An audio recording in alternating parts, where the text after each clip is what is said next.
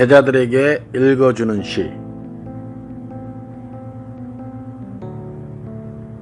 목마와 숙녀, 박인환. 한 잔의 술을 마시고 우리는 버진의 얼프의 생애와 목마를 타고 떠난 숙녀의 옷자락을 이야기한다. 목마는 주인을 버리고 거저 방울소리만 울리며 가을 속으로 떠났다. 술병에서 별이 떨어진다. 상심한 별은 내 가슴에 가볍게 부서진다. 그러한 잠시 내가 알던 소녀는 정원의 초목 옆에서 자라고 문학이 죽고 인생이 죽고 사랑의 진리마저 애증의 그림자를 버릴 때 목마를 탄 사랑의 사람은 보이지 않는다. 세월은 가고 오는 것. 한때는 고립을 피하여 시들어가고 이제 우리는 작별하여야 한다. 술병이 바람에 쓰러지는 소리를 들으며 늙은 여류 작가의 눈을 바라다 보아야 한다. 등대에 불이 보이지 않아도 그저 간직한 패시미즘의 미래를 위하여 우리는 처량한 목마 소리를 기억하여야 한다. 모든 것이 떠나든 죽든 그저 가슴에 남은 희미한 의식을 붙잡고 우리는 버진의 얼프의 서러운 이야기를 들어야 한다. 두 개의 바위 틈을 지나 청춘을 찾는 뱀과 같이 눈을 뜨고 한 잔의 술을 마셔야 한다. 인생은 외롭지도 않고 그저 잡지의 표지처럼 통속하거늘 한탄할 그 무엇이 무서워서 우리는 떠나는 것일까? 목마는 하늘에 있고 방울소리는 귓전에 철렁거리는데 가을바람 소리는 내 쓰러진 술병 속에서 목매여 우는데.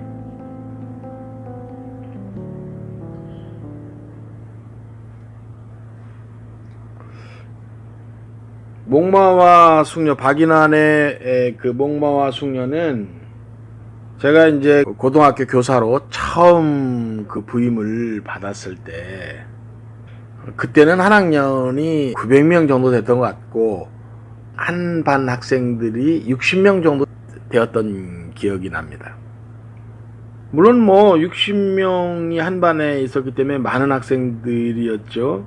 근데 꼭 지각하는 녀석들이 있었어요. 그 시절이 뭐 지금처럼 그렇게 느슨한 학교 생활은 아니었던 것 같고 아이들도 빡빡했던 그런 학생 시절을 보냈던 고교 시절을 보냈던 그런 시절이었던 것 같은데 우리 반 학생들이 이제 지각을 하는 학생들이 좀 많이 생겨서 지각을 한 벌로다가 그때 당시에 목마 숙녀를 외우게 한 시였어요. 근데 뭐 아이들은 그냥 길어서 싫어했던 그런 시이기도 합니다. 길어서 외우기가 너무 힘들었던, 그래서 지각을 하지 않았던 지각과 목마 숙녀. 왜 이 시를 아이들에게 벌로 다 읽히게 했는지 뭐 특별한 이유는 없었던 것 같고 저도 길어서 그랬던 건가요? 그랬을 수도 있나요? 어쨌든 이 시는 대학 시절에 또는 뭐 고등학교 시절부터 저에게는 나름대로 의미 있는 개인적으로 정서에 많은 영향을 끼쳤던 그런 시이기도 합니다. 꿈을 꾼다라는 것, 즉 다시 올 수 없는 낭만과 순수의 몸부림의 시절을 가르쳐 주었던 것 같고요. 또 패시미즘의 의미, 표면적인 의미 말고 패시미즘의 깊은 울림을 가르쳐 준 시이기도 합니다. 또한 그 젊은 날의 회색빛 미래에 대한 우울함, 세기말적인 쓸쓸함, 때로는 퇴폐적이기도 하고 때로는 우울하기도 하고 때로는 센티멘털의 끝을 보여주기도 하고 또한 패시미즘적 형태를 너무나 잘 보여줬던, 저한테는 매우 충격으로 다가왔던 그런 시였어서 젊은 시절에 술 한잔 하면서 자주 읊조렸던 그런 작품이었던 것 같습니다.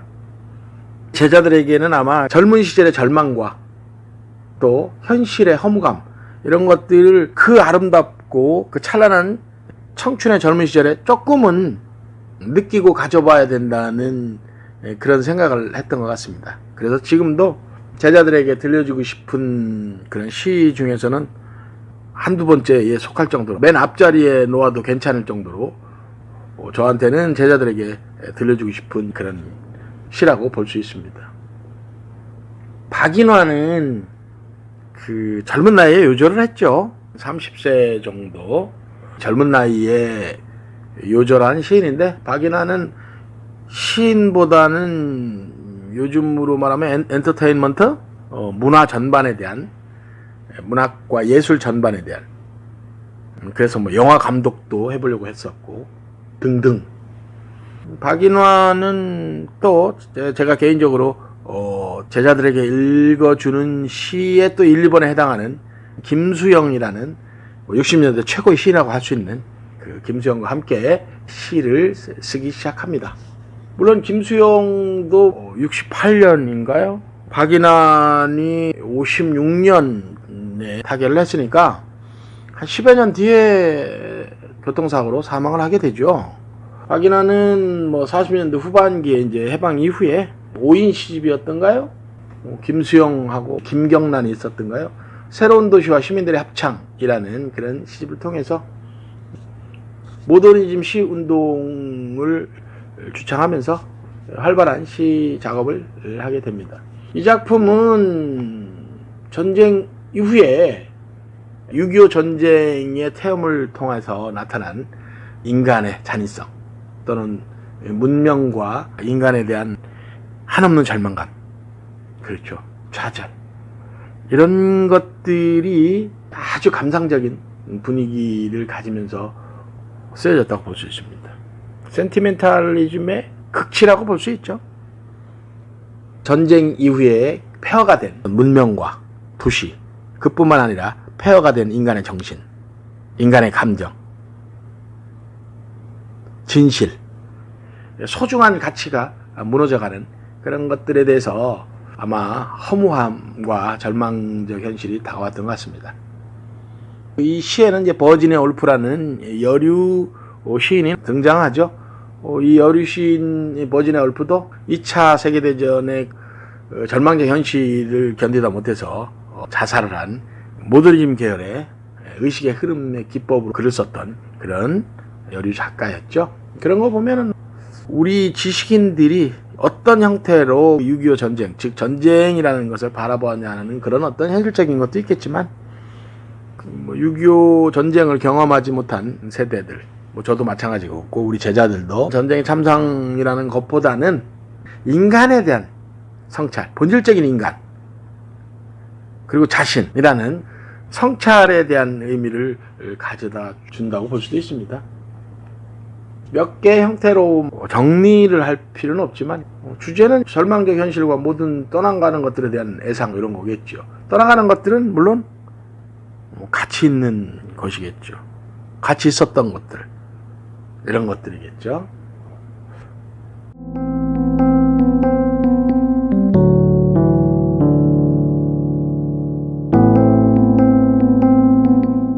이 시의 제목 목마와 숙녀를 이해하는 것이 가장 이 시를 편하게 받아들이는 그런 것일 수도 있죠. 목마는 놀이터에서 음악과 함께 원을 그리면서 도는 그런 목마를 생각하면 될 테고, 결국 현실에 정착하지 못하는 허공으로만 해배할 수밖에 없는 세기말적 시대, 전쟁 이후의 그 피폐함 속에서의 인간들의 슬픈 모습들을 목마로 상징했다고 볼 수 있고요. 숙녀도 숙녀 그러면 우리가 요조 숙녀라는 동양적인 순수와 정결, 순결한 이미지를 가진 게 숙녀인데, 다만 이 숙녀는 숙녀가 가지는 그 순수함과 정결함 때문에 그것이 미숙함으로 드러나서 오히려 어지럽고 더럽고 추악하고 폭력적이고 하는 세상에서는 상처를 받을 수밖에 없는 그런 존재로 나타난다고 봐야겠죠. 그러나 숙녀는 삶에서 찾아야 되는 소중한 가치를 지닌 그런 존재이기도 하겠죠. 결국 목마를 타고 떠납니다. 숙녀는 절망적 현실에 대해서 삶의 뿌리를 내지 못하고 떠나갈 수밖에 없는 아름답고 소중한 그런 가치들을 상징한다고 볼 수 있습니다. 목마 숙녀에 대한 여러 가지 생각들, 이런 것들이 아마 이 시를 조금 더 재미있게 해주는 그런 부분이 아닌가 싶습니다. 이 작품 목마 숙녀정에서 특히나 개인적인 어떤 상황과 연결할 수 있는 부분들이 있는지 한번 앞에부터 잠깐만 몇 줄만 볼 수 있도록 해볼게요. 저는 이 목마 숙녀라는 작품 중에서 개인적으로 이 시를 처음 읽었을 때 머릿속에 탁 박혔던 구절이 술병에서 별이 떨어진다 라는 구절입니다. 오행에 있었죠. 한 잔의 술을 마시고 우리는 버진의 얼굴이 생애와 목마를 타고 떠난 숙녀의 옷자락을 이야기한다. 목마는 주인을 버리고 거저 방울소리만 울리며 가을 속으로 떠났다. 술병에서 별이 떨어진다. 이 술병에서 별이 떨어진다라는 이 구절을 보는 순간 그 어린 나이에, 어쩌면 어렸겠죠. 고등학교, 대학교 이때 괜히 문학을 한답시고 고등학교 시절에도 조금 술을 좀 마셨던 것 같아요. 그 고등학교 때 렛가, 강보다는 작은 렛가 뚝에서 친구들과 깡소주의 새우깡을 마셨던 기억이 있습니다. 지금 학생들이야 뭐 그런 깡소주를 마실 일도 없겠고 또 음주 문화가 많이 바뀌어서 이제는 술이 그렇게 청소년들이 많이 먹는 그런 저기도 아니지만 우리 시대에는 가끔씩 그런 엉덩이에 뿔난 녀석들이 조금씩 있었죠. 그 중에 저도 엉덩이에 뿔이 많이 났었나 봅니다. 사실은 그날 밤에 아주 캄캄한, 저는 뭐 시골이었으니까 시골 강변 그 강둑에서 이 깡소주를 마시고 이렇게 하늘 쪽으로 마시다 보면 점점 없어지니까 하늘 쪽으로 들겠죠. 술이 거의 다 없어진 그 순간 유성이 떨어졌습니다. 그 유성은 바로 내 술병으로 떨어졌습니다. 지금도 그 광경을 잊을 수가 없어요. 저는 별이 정말 술병으로 떨어지는 것을 그때 봤습니다. 그리고 시간이 좀 지나서 이 시를 처음 봤을 때 술병에서 별이 떨어진다는 이것을 보는 순간 그 어리고 가려졌던 정서 속에서 마셨던 그 술병 속에 별이 떨어지는 모습이 너무나 황홀하게 다가왔습니다.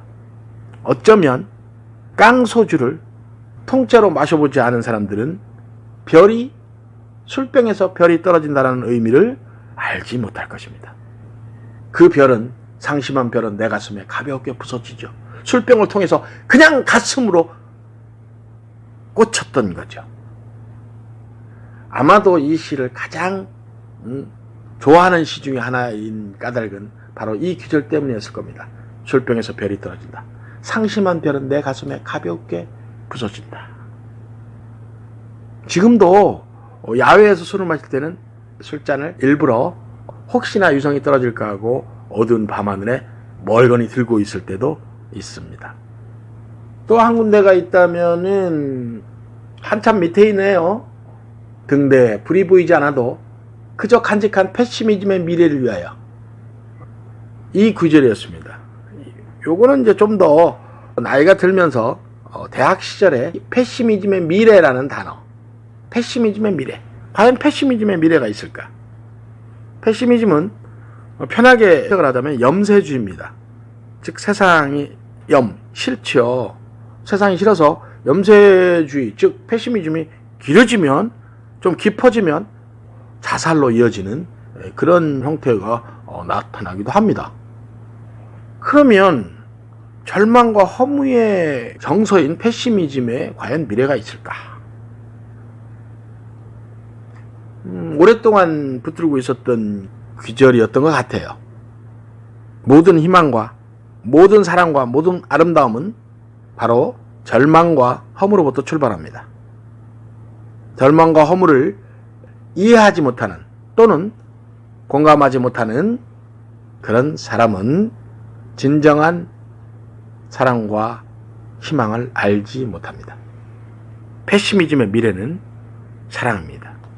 짧게 하려고 했는데 시간 너무 길어서 전체 시간이 좀 길어진 것 같으네요.